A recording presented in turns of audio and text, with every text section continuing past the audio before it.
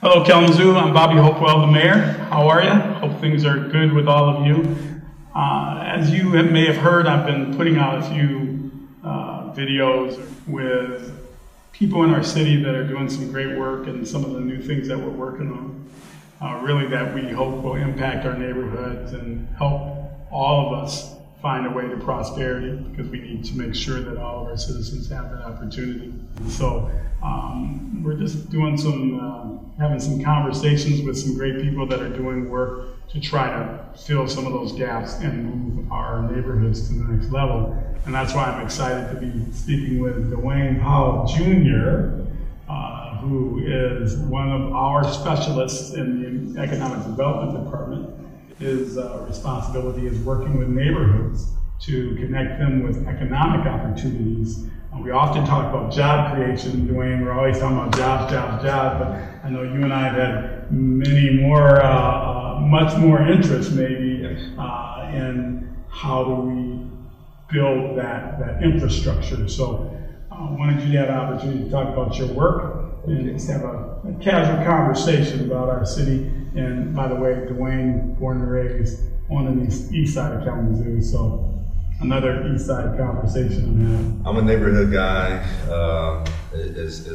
First off, thank you so much for the opportunity to share. Super excited about the work that we're all doing. I really truly believe in it, or I wouldn't be here. I really truly believe in it and investing all of my time, as you know, more so than most, the time that we're all investing in. But growing up on the east side of Kalamazoo, remembering where we were, knowing where we are, and having the opportunity to connect with folks. Again, this is my family that I'm hoping to empower, right? My friends and cousins and obviously above and beyond. But I see it's a personal thing. It's truly a personal thing. That I know that we've got to do something different, things that we've never done before. Yes. And as excited as I am about the promise, I look forward to building upon it and being able to empower people economically so they can truly take advantage of the promise. And one of the things about education in itself is truly empowering. But another thing that we've got to really start to invest in, and we are investing in, is access to our economy. And that's an opportunity that I see is just so big for Kalamazoo, to empower people to not just be consumers, but to be producers. And that is what creates wealth and shared prosperity, is how can we help people not just have more money to spend, but how can we empower them to be able to empower others? And that is what I'm talking about, for entrepreneurship. Yeah. So that's the goal. So Dwayne, tell me a little bit about some of the projects we've taken on. I know in the budget this year, we approved some dollars for everything from accelerators to targeted purchasing of property in areas so that we can try to connect that back to a number of other things, even creating some resources, some dollars available to budding entrepreneurs and startups. Tell me a little bit about some of that work. Absolutely. Again, coming from the east side, I remember what it was. Actually, I met with somebody yesterday at the East Side Neighborhood Association meeting that he's a little bit older than me, and he could really truly remember what the east side was when it had a very strong, healthy commercial corridor. Sure. And it brought that same feeling for me. So as he can remember it at a whole another level, I can remember it when it was healthy. Yes. The radio shop. Yes. That little grocery store that was on between Edwin and Phelps. Yes. Yeah. So as I alluded to, we actually grew up on the same street. So he's alluding to in between ends. So, but yeah, how can we rebuild our commercial corridor, create opportunities, but to also inspire hope, right? So people can feel great about where they live.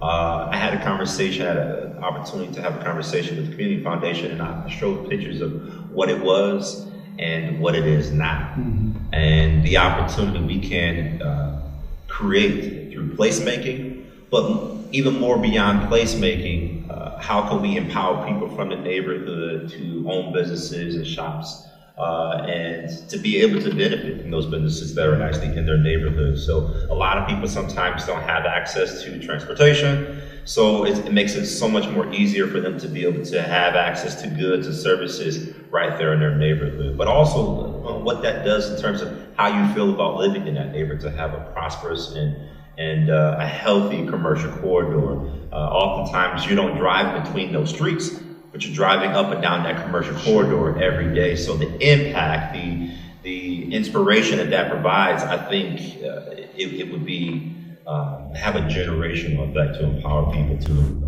have a healthy commercial corridor. But to answer your question, we have got some dollars for to purchase some acquisitions of some of those key corridor buildings. And we're hoping to not replace the private market, but to be the catalyst for the private market to begin investing and showing what happens when we invest in our commercial corridors, the opportunities that can be presented to, again, people from the neighborhood to own businesses and to, again, have access to those services.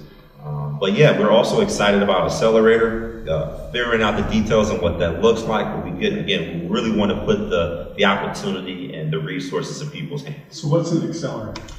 So an accelerator is normally about a 10 to 12 week class where someone that has an idea that would like to start a business would be able to join this class and go through every portion of that business to help them understand what it would take for that business to be successful. So the marketing, the accounting, whatever they would need to be very specific for that business, but really be able to walk them through the creation of a business plan and help create a strategic plan for that business. Oftentimes it's also paired with some form of funding to assist them as a startup. So it's really an opportunity to be an on-ramp for entrepreneurs to really help them vet their idea and help them pivot and make adjustments and changes, but empower them to understand how this dream or vision can actually come into fruition.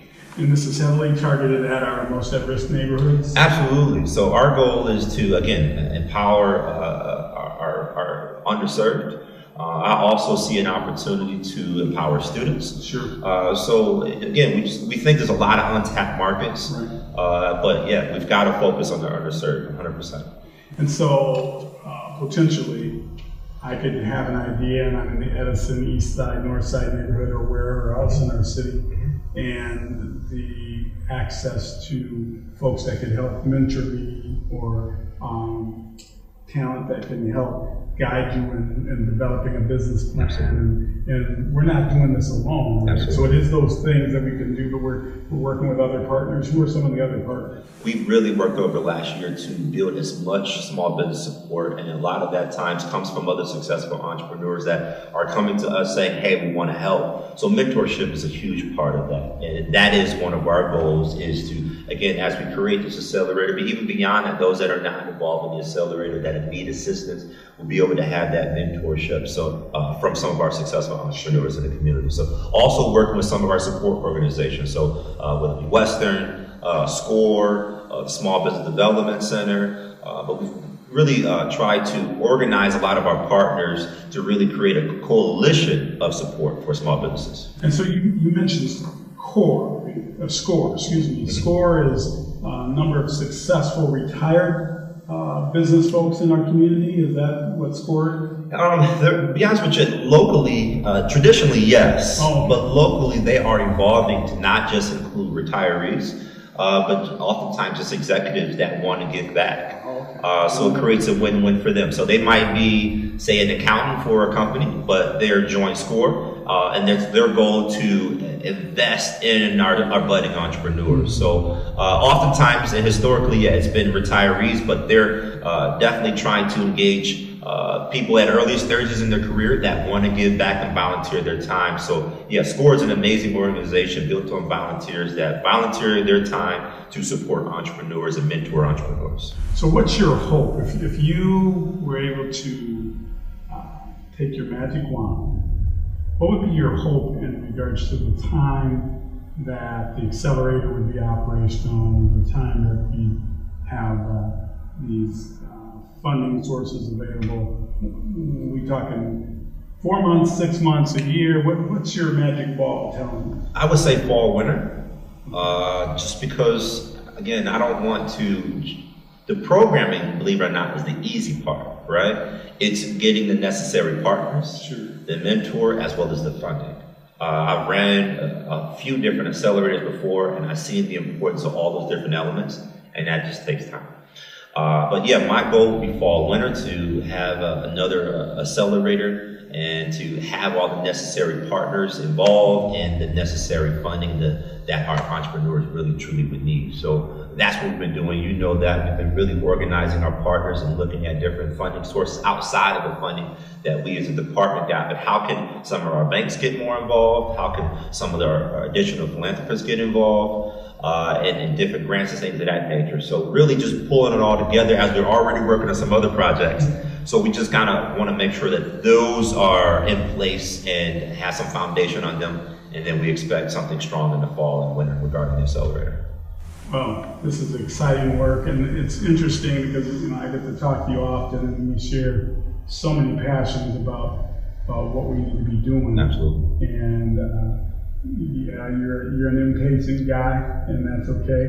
You're supposed to be, but we know that all of the creating a great city, all of the opportunities and challenges we have, there's nothing that can happen overnight.